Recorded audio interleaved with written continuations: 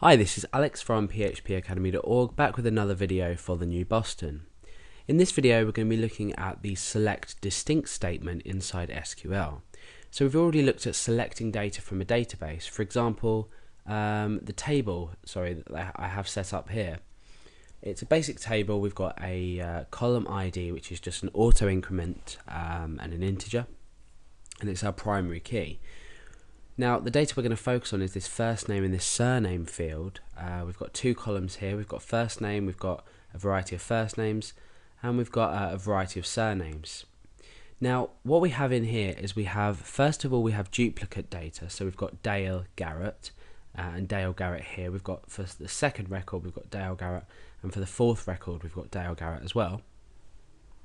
We also have some duplicate surnames. So we've got Garrett, Garrett and Garrett and Garrett here, two Malcolms and one instance of Smith. So we have some duplicate data in our database. Now you'll probably find that when you're storing things inside your database, whether it be names like I have now for any reason, say you had a comment system, I don't know, it could be absolutely any table holding any amount of data. However, what you might want to do is you might only want to select say the first name and surname, but you might want to only show the records that exist in themselves. So for example, we might just want to say, well, the surnames that we have in this database consist of Garrett, Malcolm and Smith. You might just want to say, yeah, okay, so we have three different surnames in our surnames field, and that is Garrett, Malcolm and Smith. So how do we go about doing this? Well, we use the select distinct keyword. So obviously distinct, we're selecting distinct values from our from a specific column in our database, if you like. So let's go ahead first of all and select the surname from the database, and I'll show you how adding this distinct keyword changes everything. So let's say select surname from, so we're selecting the field name here, from names, and that's about it. That's all I want to do. I want to select surname from names. So we're just selecting all surnames from this names table here. Let's go ahead and click go. Okay, so you can see that we've just literally been returned with a list of the surnames that exist in our database for every record in here. But you can see that we're still getting 4 instances of Garrett, 2 instances of Malcolm, and then just the 1 instance of Smith.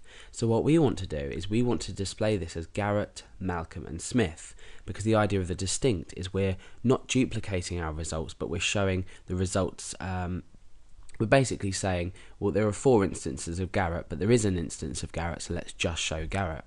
So that's what we're doing with our select distinct keyword.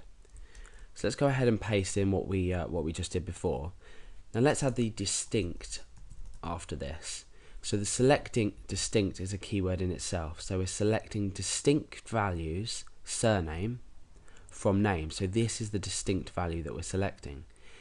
I'm going to go ahead and show you in a minute what we're going to do if we're selecting the surname and the first name from names if we're using distinct.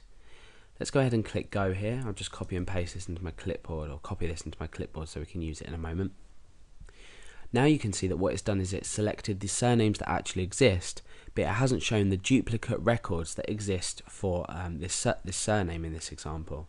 So just by adding this select distinct statement, we have distinctly selected values from our database. So it all adds up to the fact that it's called select distinct. Okay, so now remember we had duplicate data for Dale Garrett, the record Dale Garrett here. We've got Dale Garrett and we've got Dale Garrett here. So what happens if we come into our SQL tab and we don't just select distinct surname, but we select distinct first name as well. So select distinct surname, first name from names. Let's click go and see what happens. Okay, so you can see that we've been we're displaying all of the data that exists into the database, but there's obviously one change in here. And you'll see that what we've actually done is we've gotten rid of the duplicate name inside of our database. So what we can do is we can select distinct values by specifying two fields, so that two fields are selected distinctly. So we've got the surname and first name are being selected distinctly. Now Alex and Garrett are different data, Dale and Garrett are different data. However, if we have Dale Garrett duplicate, that's not going to be displayed because we're selecting distinct from the first name and the surname joined. So that's the select distinct statement inside SQL. Now let's talk about the kind of uses you might have for it.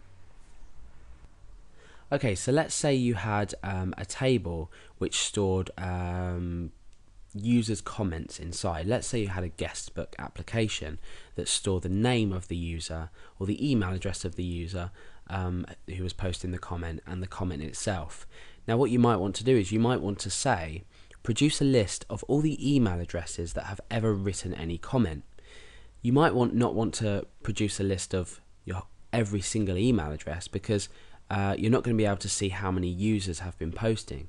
So if we had, say, a list of 100 email addresses, but 60 of them were unique, so we had 60 of the same email address in there, but half of them or just over half of them might have posted twice or 3 times if it was a lesser percentage. So you might want to select distinct to see how many actual people have made a post in somewhere, or I'm sure you can make up your own uses for it. There's lots of different uses you can get out of that, this select distinct.